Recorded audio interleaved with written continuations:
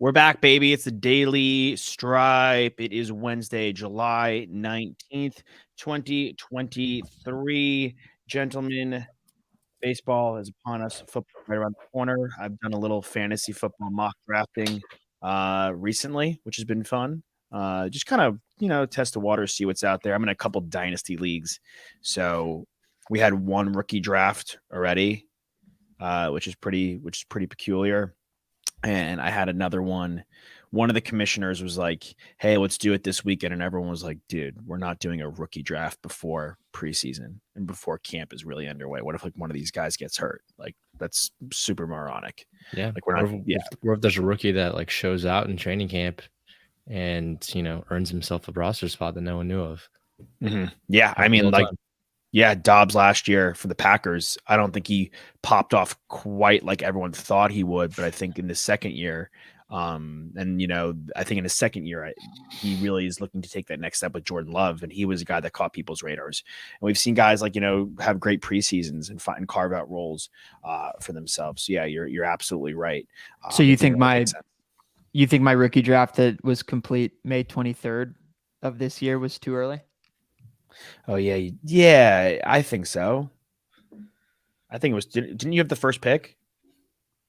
I did have the first overall pick. And you had Mr. Robinson.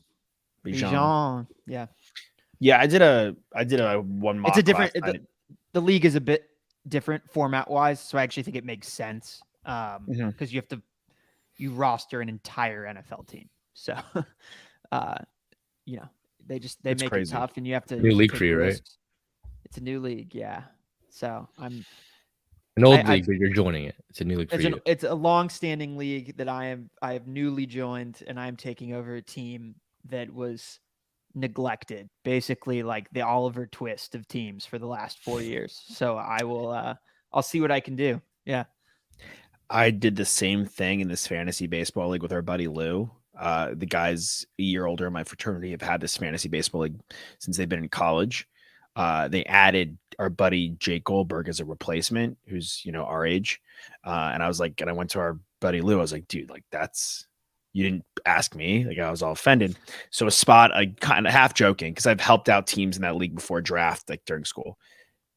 A couple months later, he's like, hey, look, this team is fully neglected. It's a keeper league. You could keep guys up to 5 years. They have some good young players. I suggest, if you're down, hop on in. Like, I think you can rebuild this team and do it. I'm like, all right, I don't have to pay this year. I'll buy in next year. It's a cool team. Like, there's definitely some young studs that I could build around. I get in and then I find out like half the young studs, their contracts are like up. So pretty much I have Bo Bichette and like that's it to like work off of. And I'm just like, I'm just gonna pick up Jackson Holiday and try to keep him and see how that goes. And just really like that's where I'm at with that. Slow burn. Ruthless. But those leagues are fun. I always like a dynasty league. And I was looking at before we get into it, and we'll do some more fantasy football. And we do want to cover wide receivers and some games and some schedules today. And a little NBA. But I was looking, and the running back market, weirdly, and I know maybe we should probably touch on that as well, is a lot deeper than people anticipate. Like I feel in years past, like it's been very top heavy. There's been there's been running, like you've been scared and you want to get your running backs out early and you want to get that backfield early.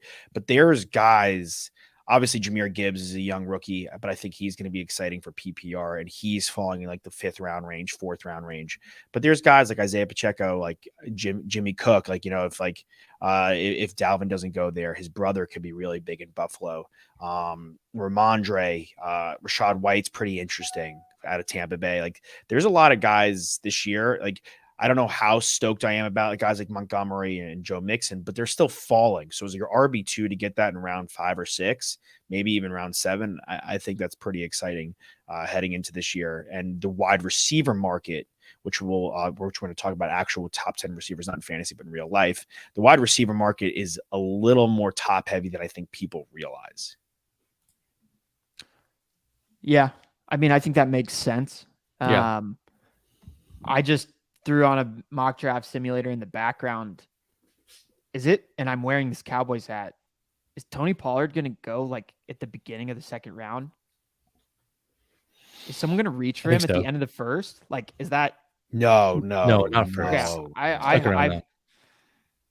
I mean, sometimes those the ADP on those mock draft simulators like gets a little wonky, and they like try and throw some what they think are sick moves at you, and they were suggesting that I take Tony Pollard at the 9th overall pick, and I was like, whoa, what are we doing here? But he should be a really good player this year. But yeah, I think you're right on the money with the running back depth, and I think it definitely has a lot to do with the contract conversations that are going on right now with Saquon Barkley, and of course, what we keep saying, how the Falcons need to utilize guys like Bijan that are coming in.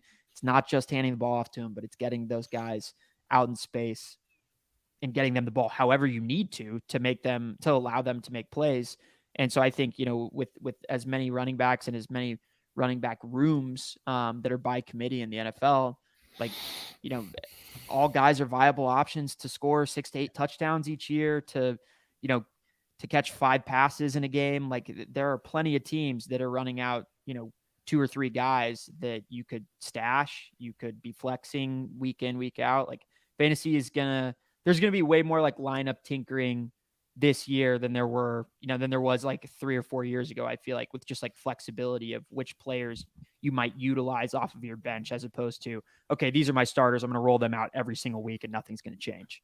I think this is also attributed just to the talent getting better around the league, regardless of position, and not necessarily just because we're further along in time. But I think this goes back to like high school and college, where if a kid, comes out of high school, small high school, or didn't have the grades to go to like the Bama or, the Michigans or something, and had to go to community college first, or had to go to, JUCO or like a D3 school. A lot of people are still able to make it to the NFL. I think back in the day, it was really hard to find talent outside of the big prominent colleges. I mean, obviously all the D1s, but like, you didn't find a lot of hidden gems in the D2, D3 range, right? You didn't find a lot of guys in the FBS schools. But now it's like we're seeing, guys like Carson Wentz and Trey Lance, getting drafted out of FCS. Dallas Goedert. Yeah, Dallas Goedert. Like, I mean, obviously goes back to like Julian Edelman and like guys like that and all the small schools. But I think now, with just technology, with scouting, you're able to scout players just from watching their tape, and just to search their name on the internet. You don't have to request tape from a coach or anything like that. Everyone's searchable. With the transfer portal, people moving around, like guys, their talent will take them further. Back then it was like you could be a talented player, but if you end up in a crappy position, you might not ever see the light of day of seeing a good college program, or maybe even get into the NFL. But now I think talent really shines through, and there's just a ton of talented guys in the NFL now, because around the league, everyone who's in the NFL was a stud for their college, or was a stud for their high school. And I think literally any player on any given team could probably have a good fantasy season offensively if they're in the right system. I couldn't agree more. And I think I wanted to touch on the podcast and shout out the podcast you sent yesterday to us, Alex, with Brian Russillo, because he kind of delves into that, Nick, like the talent pool always replenishing. Like, there's a new rookie draft every year of 7 rounds of guys. So, and all these guys are ballers. Like, they're all good enough to make it to the NFL. So all these guys are coming in and pushing other guys who aren't playing as well out. There's so much more talent these days, and the talent is coming from every different angle. You're right. Like, we're in an era where one of the best quarterbacks, maybe it's not an FCS school, but one of the best quarterbacks in the league went to Wyoming. Another one went to Louisville. Like, these guys, are like Joe Burrow. Yeah, Jordan Love went to Utah State. Like, these guys are like the starting. Like, go down the starting quarterback line. I know we've seen like Big Ben from Miami, Ohio, but that was like kind of like an outlier. Like these guys are, it's not necessarily the biggest colleges coming, to fruition anymore with these players because everyone's on a big stage. They're giving opportunities. Like Tulane would have been an afterthought. They would have laughed him off, but they actually gave him a shot last year and they got some good run. And a guy like Tajay, gets in and now he's the backup running back for Derrick Henry, and he could have a good fantasy season as the number 2 running back there, and he could be a good stash player, Tajay Spears. Out of Tulane for Tennessee. Yeah, there's just like a lot of talent going on in the NFL, which is great to see. But the running back position, look, I think we're seeing big names like Dalvin Cook is released by the Vikings. They don't want to pay him. The Giants don't want to pay Saquon. The Raiders don't want to pay Josh Jacobs. But you can go down the line, and while I want these guys to make money, and while they're good enough to make money, and there should be something to help the running backs out because guys like this, the top heavy guys, while their careers do actually last longer, as he said, so the top 10 rushers have 9 to 10 year careers usually by any given year. There should be something to help these guys out. But if you go down to each of these guys, Saquon has serious injury issues. We're a year removed from being why would you pay him? The guy's always hurt. Josh Jacobs wasn't given a 5th-year option because he was underperforming and just goes off this past year. You know what I'm saying? Dalvin, to me, is a bit more obscure because we looked at his stats a couple weeks ago or maybe a week ago, and he was amazing, and he's very consistent, and he's not as injured as people think. So that one's a bit obscure. But these guys, you could go down the line, and there's reasons why you wouldn't pay them. But just like there's reasons why you wouldn't pay other guys at other positions. I could go to the Niners. DeForest Buckner was awesome for the San Francisco 49ers. The Niners didn't want to pay him, so they traded him. It does happen in other positions, like AJ Brown. The Titans didn't want to pay AJ Brown. I don't want to pay you the big bucks. I'll just trade you. Did it with Hollywood Brown. And guess what? That was a good move by the Ravens. Hollywood Brown has not been good by and large. And he was amazing in college and we saw him torch us, but he's not been good, in the NFL. So while it's more apparent and more common in the running backs, I think it does happen in other positions in the leagues where guys get shortchanged, guys don't get paid, guys get traded. We were looking at the Vikings, all right, if it doesn't work out for them, they could before, Jefferson's a new deal, they could trade Justin Jefferson. That's what happens in the wide receivers position as well. So I think, yes, the running backs do get short-ended. Yes, it's more commonality to say that their careers are shorter or they're more off injured, but I think it does happen in more positions in the NFL than a lot of people realize. Yeah, I think that's the conversation in any major sport, or at least all the major sports that we cover, is how do you get younger? How do you get better while staying younger so that you can stay cheaper, right? That's always the conversation, because especially in sports like the NBA and the NFL, there's a salary cap, right? And you have to adhere to it because those are the regulations that the league has put forth for you. I do think one interesting thing, and that I was just pondering on in regards to the running backs, when we were growing up, at least, and guys were playing pee-wee football, and 6-man and football in middle school, the running back position had a ton of allure. And Nick, you could probably speak the best to this because you played this sport the longest, but at least in my opinion, and the way that my friends who were playing football at the time talked about it and how I considered the position, it was the coolest position to play. A lot of times the best player played running back because when you're in 4th grade and 3rd grade, guess what? The quarterback can't throw the ball that well, and the wide receivers might be really fast, but they only get 5 throws a game because the QBs aren't that skilled yet until they grow into their body and mature. So a lot of times the best player ends up being the running back. And that was the way that we looked at football. And it just doesn't translate as you continue to grow the game with the age of the players, right? We know now that the college game, and this is the way that the college game has been for a while, pass happy, air raid, and then now the NFL has followed suit, probably a little bit later than they should have. But I see a real disconnect from what kids want to play when they're growing up, and then what turns into the most valuable player and position for a team when you get to college and the NFL. And I think it's changing a little bit because I think now guys are oh, I love Justin Jefferson, I love Jamar Chase. As these new wide receivers come in that are incredibly marketable, they're really getting a lot of fans, young fans. We see how many kids are running around grittying all over the place.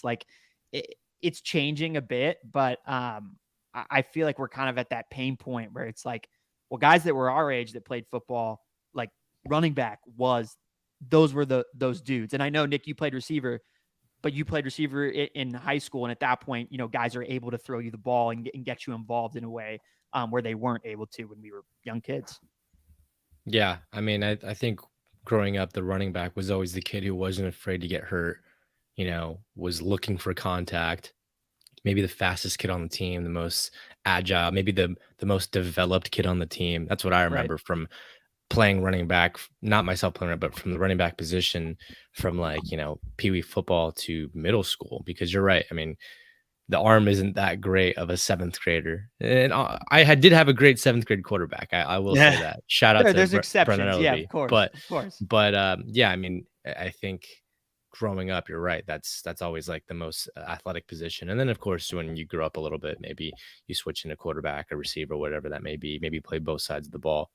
But yeah, I mean, there's a big argument going around the league right now, just in general, not even fantasy wise, which is, should these guys get paid more? I mean, I think they're saying that, Josh Jacobs, Saquon Barkley, missing one more too, but all of them, probably going to be their last year on this contract with their teams. So it's, it's funny because like Austin Eckler, said something on Twitter, and then a Chargers reporter clapped back at him and was like, oh, like boo-hoo, guy who's making $20.5 million over his course of his career for playing a game is complaining or something. And while I agreed to the sentiment that like complaining about millions and millions of dollars is one thing, as a reporter, attacking a guy that you cover is kind of low. And at the same time, look, it's all about what someone is willing to pay you. It's the market for your value, right? So like, I'll be complaining about my salary, right? But someone who works minimum wage at McDonald's is like, oh, boo-hoo, you're making, X amount of money while I'm making minimum wage. It's all comparative to where you're working and what the market is for your job. So like Austin Eckler has a right to complain about his money because that position is severely underpaid when guys like Patrick Mahomes, I know he's the quarterback of his team, are making $50 million a year. I mean, it's a sport, right? When you join a professional sports team, you have the mindset that, hey, I'm going to be making a lot of money and I want to get paid for my talent. And if I'm an above average player, I mean, Austin Eckler might go number 1 overall in the draft in most leagues, some leagues, depending where you look, 1 to 3. And you're telling me that he didn't deserve, top dollar money. I mean, it's a pretty bad take, but yeah, I mean, there's a lot of different opinions. Yeah, I think, yeah, I think that the franchise tag adds like a massive wrinkle to all of the conversation, because it allows a team to say, we're going to keep you for one more year. And when we know that these guys have on average, a shorter career than some of the other positions out there, that's really valuable for a team and can be a real hindrance against a player, because then they lose one more year of eligibility where they could make the argument to another team that would want to sign them for a longer contract. Hey, you're healthy, you're still in your prime, like we still think we can get great output from you. I almost wish that like the NFL had more of a free agency situation like the NBA did, where you can, if you draft someone, you have the rookie contract, they're a restricted free agent, where the team that drafted you can match anyone else that offers you a contract, but that would allow them to offer you the contract to potentially up what you can make, as opposed to just being locked into what the franchise tag is, where the team, applies the tag and then you're on that team. We know what that tag, meant in terms of Lamar Jackson, right? And that's obviously a different position, but no one wanted to pay the amount that they were going to have to pay Lamar, because that tag was slapped down, right? Because of the percent increase that gets attached to a player at that point, it makes it really, really hard for other teams to even consider making an offer to a player that's been tagged. So I just think that has been an interesting wrinkle in the entire conversation. And like, I was watching Saquon on another podcast talking about like, hey, like I am an ultimate competitor. And I think if you asked any one of my teammates, my brothers, like they would say the exact same thing. But from a business standpoint, I have to like consider it a viable option to sit out. And you're talking about a guy who's like a true warrior, like wants to be on the field, blood, sweat, and tears for his team, for his city. Like he loves New York. He loves being there. And he, like, as a business person and as, you know, thinking about himself and his future and his family's future and his financial future, like he has to legitimately, you know, just entertain that, which that's where it's come to. Right. And, it was a really interesting like perspective piece just to hear him talking about it, and not in a way where he was like, look, I want to do this. Like I feel slighted, but he's like, this is just the reality of the situation because this is the way that the math works, that the contracts work, and the way that our position is valued right now. And in his case, in comparison, I would even say to a guy like Dalvin and a guy like Josh Jacobs, Saquon Barkley, like we talk about all the time, playing in New York is different. That guy is he is the face of their franchise. Whether the positional value is applicable and, you know, maybe they want to change what their offensive identity is going forward and they don't want to run the ball if he's playing for them this upcoming season. They don't want to, you know, run him 260 times. They want to run him 200 times or, you know, 220 times and throw to him, whatever, you know, 60, 50 times. People think of the New York Giants. They think of their offense. They think of Saquon Barkley and they buy Saquon Barkley's jersey. Well, it's not even from a marketing standpoint or like a business standpoint. It's from the standpoint of like, if you go between Minnesota, if you go between the Raiders, the Giants, and if you go to, let's say, even the Chargers, we'll throw Eckler in there. The guy that is most important to their offense is Saquon Barkley. Like the Giants, if the Giants don't have Saquon Barkley, like they are not making the playoffs. Like they are playoff dependent on a healthy Saquon Barkley. Whereas, like, look, if Dalvin Cook leaves, the Vikings are going to throw the ball. They brought in Hawkinson. They have Justin Jefferson. They drafted Jordan Addison, not to mention KJ Osborne. They're going to throw the rock. The Raiders, like, if they lose Josh Jacobs, like, they're kind of in a limbo phase. Like, they're not winning the division. You know, they're in a place where they could just all of a sudden tank it up next year and trade Devontae and move on. Yeah, I mean, I would say, like, he has the least ground, I guess, to stand on, although he had an incredible season last year, but they weren't a good team. So, no, you know, it's a tough argument when your team isn't good. Like Derrick Henry, that team was good. The Titans got to the playoffs multiple years when he was having his MVP seasons. You'd also argue, though, that like he does have some leverage because the team is not good and he might be one of the only shining stars on the team that makes the team somewhat competitive. So if you want to field a competitive team, then you should have him on your team. Otherwise, you're taking multiple steps back. Yeah. I mean, look, and especially if you're Vegas, like a team that just moved there and you want to put something competitive on the field, like you're going to get an audience. You're going to fill the seats, like, especially for away games. Like we know how it is in Los Angeles, but you still want to put a competitive product on the field. And I think with Eckler, like, it's unfortunate, but they just drafted Quentin Johnston, like, and they have Mike Will and they have Keenan and they have in our eyes a top 5 quarterback. And Eckler's a pass happy running back. They're going to throw the rock too. Not to mention Gerald Everett at the tight end spot. Like and Palmer, a guy we like. They're going to throw the ball like crazy, the Chargers, as they should. To cross sport comparison this a little bit, you know, we say this all the time, but I feel like to have a running back is like to have a closer, right? It's a luxury. Like if you're a bad team with a great running back, kind of wasting it a little bit. You know what I mean? Same with the closer. Yeah. Paying a closer is like crazy. Trading for a closer is different. That's what I'm saying, though. That's the one difference, is the way that the league values closers is different than the way that the league values running backs, because no one's going to trade for Josh Jacobs in the middle of the season if they're going on a title run. Like, it's just not going to happen. It just won't happen. Because why would they trade for a guy that's going to eat up that much cap? But I would trade for that's why I think there's certain guys that are different. Like, I would trade for Saquon Barkley if I'm going on a title run. I would trade for Austin Eckler if they're somehow flopping and I'm going on a title run. When was the last time an NFL team traded mid-season for one of the top 7 running backs in the league to go? Oh, okay, well that's no. Like also, that's my point. Is that doesn't the NFL trade deadline Christian is not McCaffrey last year. Boom, and the NFL trade deadline is nowhere near the pedigree of. Okay, but the MLB trade deadline is infinitely bigger and infinitely more of a thing than the NFL trade deadline. We don't see guys traded that often.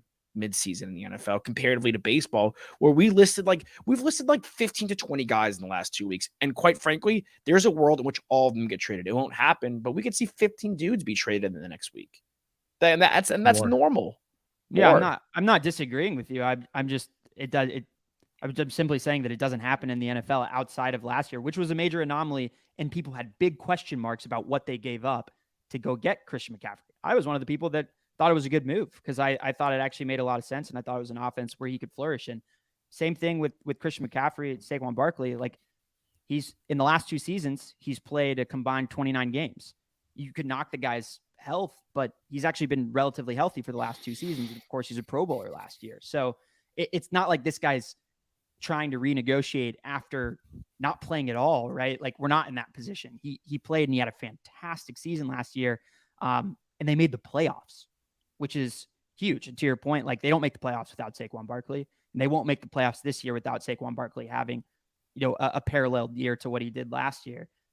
It's a really it's a layered conversation for sure. There's so many elements involved. And I think we can understand, especially like 3 of us, like, we understand all of them that are at play without, shirking someone's talent like that reporter was doing with Eckler. And, we've had the fortune of being able to talk to Austin Eckler before, and he was very upfront about the fact that he was aware that he's a running back and that the positional value in the broader context of the league, and like him focusing on other businesses because he knew that he needed to be smart with his money, knowing that not very many guys stay in the league for a long time. Like, it's a very real thing that's happening to these running backs. And it's going to continue to happen, but there's so much talent coming in. Would you guys want to see less rounds in the draft? If that, could that be helpful? Could that be a helpful thing if there were 4 or 5 rounds where no, because you see guys going undrafted all the time, and they play. Like, the Chargers just paid $85 million to JC, who went undrafted who was an undrafted player. Right, but don't you have a bigger hold on someone that you draft in the 6th or 7th round versus someone who's undrafted? No, I feel like guys get cut all the time who are 7th round draft picks. But that's not what I'm saying. I'm saying the contract is different for a guy that's drafted in the 6th or 7th round by a team versus someone who is picked up as an undrafted free agent. Yeah, I mean, look, they're definitely not going to trend up into more rounds. They used to have more rounds, and they've trended down. So if there was anything that was to change, it would be the trend down. But I don't think I think at that point we're splitting hairs because guys are cool letting guys go undrafted, and then they just pick them up and they implement them. Like we've seen again, one of the greatest quarterbacks in the history of a storied Cowboys franchise is an undrafted guy. J.C. Jackson, again, was undrafted. Wes Welker is undrafted. I mean, I could go down the line for the Patriots. Undrafted dudes after undrafted dudes. So, yeah, I don't think it's going to happen anytime soon. Could it help? Maybe. Maybe you're a little more attached to a player you've drafted. But at the same time, and I think it would hurt the running back position because I think we'd see more of those guys go undrafted because you're going to spend your draft picks on 5th, 4th round linemen and defensive backs and the positions that are there's like less of a dime a dozen. Like there's a lot of really good running backs. Like there's not as many good tackles and guards that are so consistent, I would say. I mean, there's a lot of great ones, but like to find a really, a franchise tackle is so valuable. It's almost everything. And the only thing that's hurting Saquon is the Giants don't have a lot of cap. They don't have a lot of money to play with. They just paid Leonard Williams. They're paying Danny Dimes. They've thrown a lot. If you're the New York Football Giants, like you're gonna have to pay Andrew Thomas soon. Talking about a franchise tackle, like that's a guy you probably have to pay soon. Kayvon Thibodeau, Evan Neal, like all these guys are young and upcoming, and you may have to pay them if you're the Giants. And you just added Darren Waller, so it's tough. I think it's a lot of it's situational. A lot of it's running backs, not getting paid. It's very tricky. Let's go to receivers. ESPN released their top 10 receiver list or the top 5 receiver list. Top 5 graphic I saw, but I think they did like a top whatever. Somebody put Justin Jefferson as like the lowest they ranked him was 7, which is at that point was got a personal grudge. Personal grudge. You should have been in the budget cuts. Bang his mom. Yeah, right. Let's go through the receivers. Who are the top 10 wide receivers in the NFL. Number one, are we cool saying? Yeah. Jay Jetta? Yeah, for sure. Cool. Number 2, where are we at? I think Jamar, right? I would say Devontae. I'm cool with Jamar, but I think you also have to consider like where they're at though too. I mean, like Jimmy Garoppolo's throwing to Devontae Adams and Joe Burrow's throwing to Jamar Chase. I mean, they're to me, they're I'm cool with either or. I still think Devontae Adams is pound for pound probably the second best, but I don't. Toss, I'll let you be the tiebreaker. Jamar Chase. Okay. Shocker. 3. I mean, he's also young. I'm buying him getting better every year too. I'm not like, it's not a hill that I'm like dying on. 3, Devontae. Sure. Or was there somebody you guys thought would be ahead of him? No, I think that's fine. Yeah, That's me. Yeah, throwing up the peace sign. The deuce. I'd give Tyreek Hill 4. I'd give Tyreek Hill 4. Cool. 5.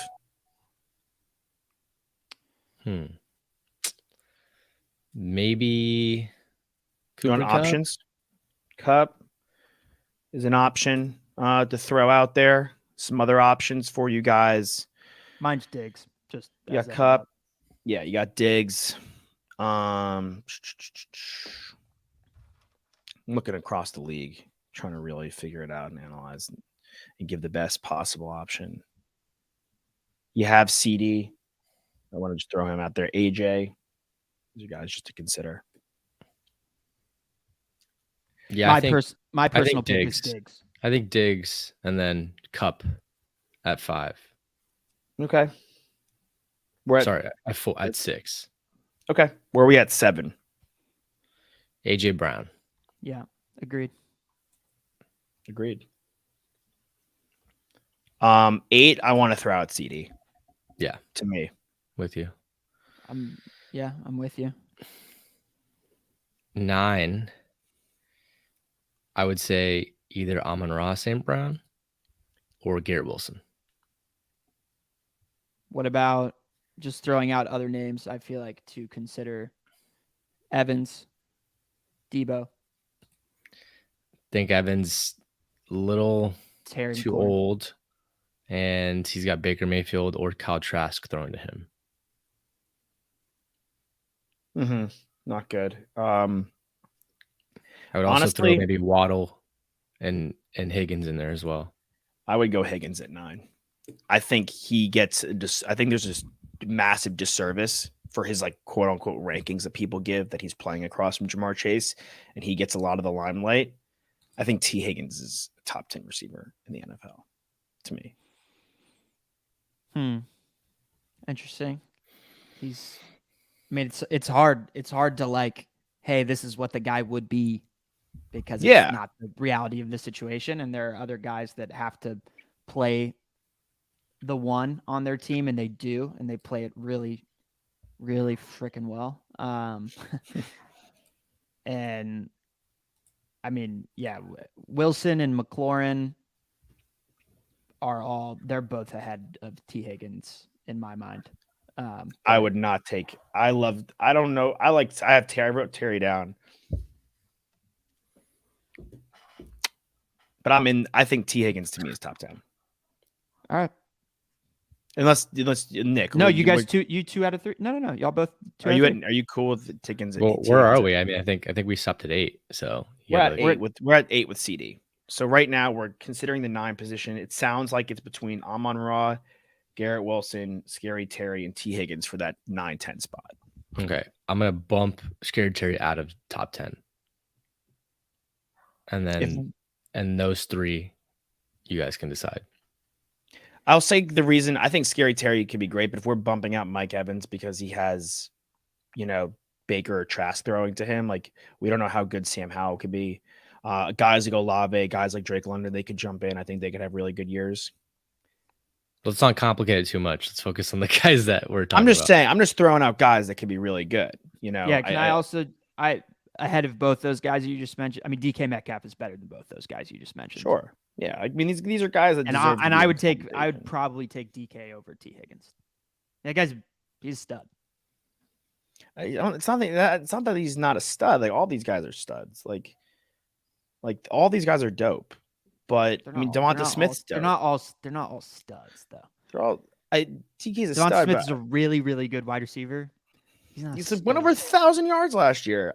What? 1,000 yards? What? It's legit. It is good, especially when you're the number 2. Every good receiver goes over 1,000 yards. Are we out? Are we out on? Like, what are we? I guess like it seems like we're giving preferential treatment, which I think is totally valid, to teams with quarterbacks that can get these guys the ball. Yeah, even though Terry McLaurin has been an incredible receiver without a good quarterback for his entire career. But I mean, he was top 10 in yards last year. Waddle was number 7. Just want to throw it out there, Toss. I don't believe that DK Metcalf has played 4 seasons and he's only gone over 1,000 yards twice. Okay, we're not talking about, but are we talking about careers here? Because we want to talk about the fact that we're not putting Mike Evans in the top 10. Like, no, I know, but you're just saying every good receiver goes over 1,000 yards, which isn't necessarily true. Because in 2021 he had 967. Okay.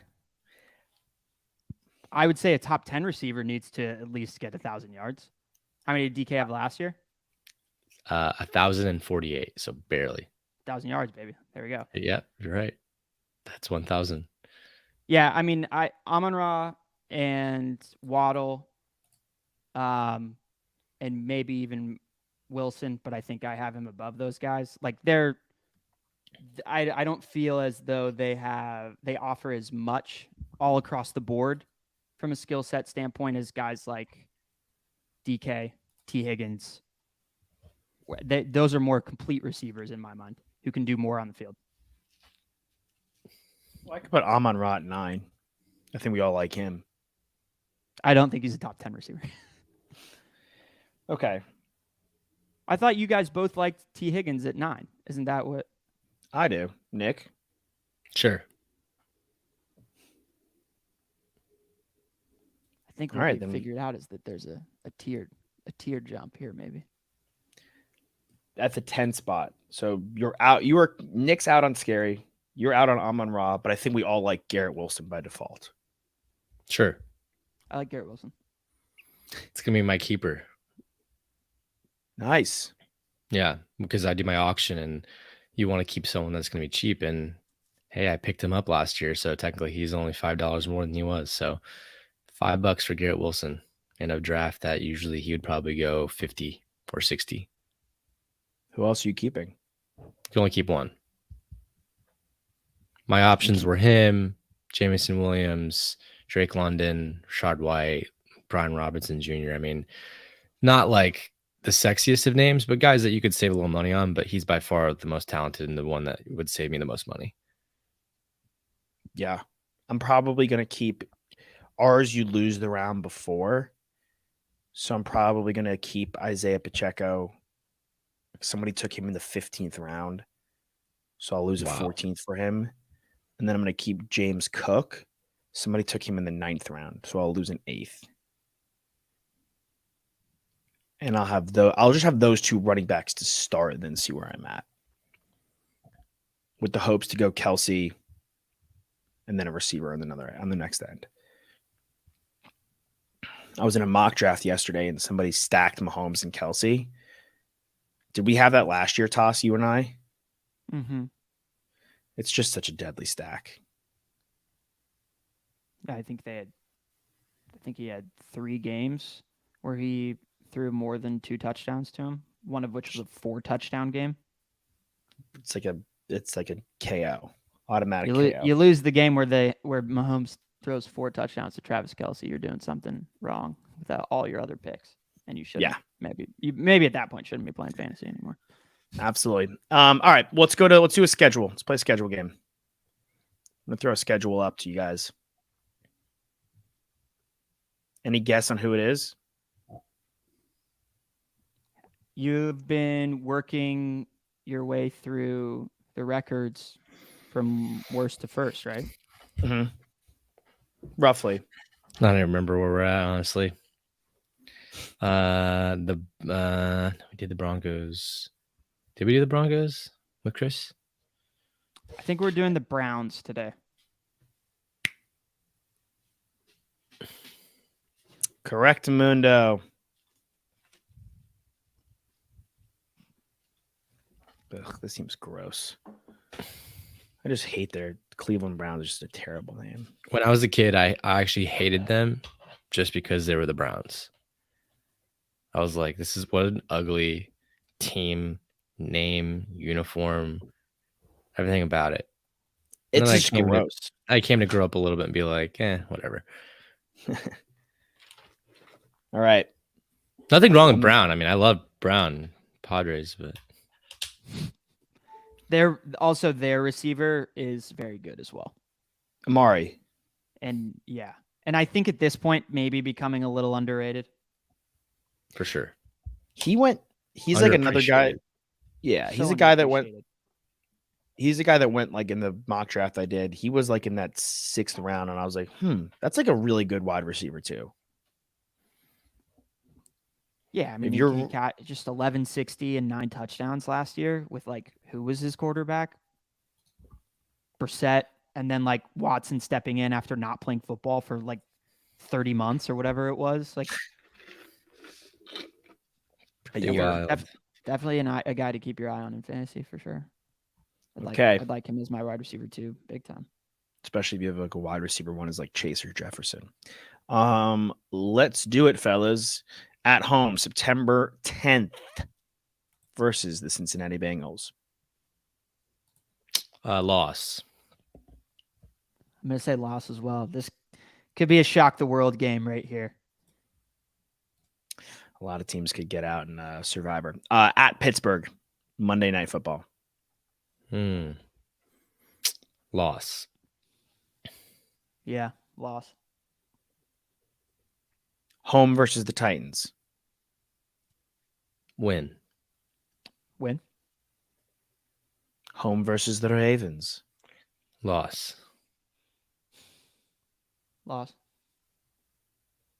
Bye week, everyone's a winner. Home versus the Niners. Loss. So is that 1 and 4? Yeah. At Indianapolis. Win. W. George W. At the Water Falcons. Win. W. Home versus the Cardinals. Big win. W. At Baltimore.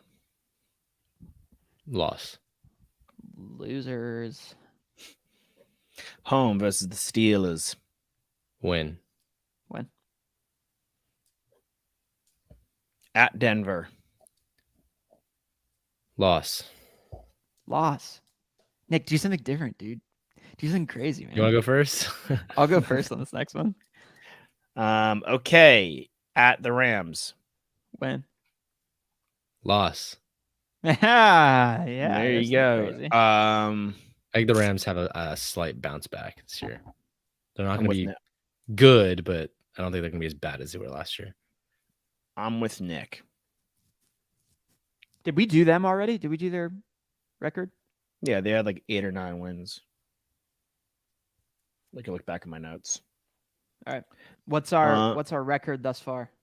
Heading into week 14, we are 5-7. Ew. All right. Jags home. Loss. On my mama's birthday. Home versus the Bears. Win. At Houston. Win. Houston's going to want to win that one, though. Yeah. Home versus the Jets. You think the Jets are going to want to win that one? I think it's a loss. Are you guys making fun of me? Loss. I'm pretty sure every NFL team wants to win every game. Well, yes, It's but Deshaun Watson. Yeah, well, a yes. little extra zhuzh on that one. Yeah, it's important. Yeah. The Texans don't have their first round pick. That goes to the Cardinals. the first round pick they have is the Browns. So the Browns sucking is more beneficial to the Texans. But yes, 100%. everybody wants to win. All right, final game of the season at Cincinnati. What's the record right now? Right now they're 7-9. I think they win this game. Yeah, same. Because Joe Burrow's not going to play. 8-9. Cleveland Browns missing the playoffs once again. And now we're back to the weird box. I don't know how that gets fixed, but where you could see our names. All right. Well, the Browns are just going to be the Browns. I feel like they had a good thing going and they just blew it. I feel what was their record last year? Their record was 7-10. Hey, it's a slight improvement. Very slight. Is there any world where we are completely off base here and they actually win like 11 games? No. No, yeah, there's a world for sure. They've got Nick Chubb, and Deshaun Watson is a talented quarterback, and we were just talking about Amari Cooper, and they've got one of the best defensive players in the league, and Myles Garrett. I mean, they've got pieces for sure. They have a good offensive line. They have a good defense. I mean, yeah, we could be wrong. Like their defense has like names like Garrett. They added Zadarius. Wosu Koromoas could be really good. They have Denzel Ward, Greg Newsome, and their offensive line's great. So yeah, the Browns could be more competitive than we're anticipating, but I think we were a little overzealous with McFadden and Desmond Johnson, some of our previous guests on the Falcons and Panthers. And I think that maybe we're a little more realistic with the Browns, but they could win 10 games. The beginning of last season, there was obviously a lot of hype as to what could happen when Watson came back. Some of it less because of Watson and more because of the rest of the roster, like we're talking about. A lot of people consider to be a top 5, top 7 roster in the NFL. So, it's just the division's really tough. Really tough division. Tough division. Could be the best in football. We shall see. We'll go through more teams throughout the rest of the week. Fans out there, hit your free throws. Always a pleasure. Fisher, Tosopoulos, DJ, Nikki Snacks, Kreider. That was a Cleveland Browns record, some wide receiver fantasy talk, and a little running back talk. We'll see you guys tomorrow.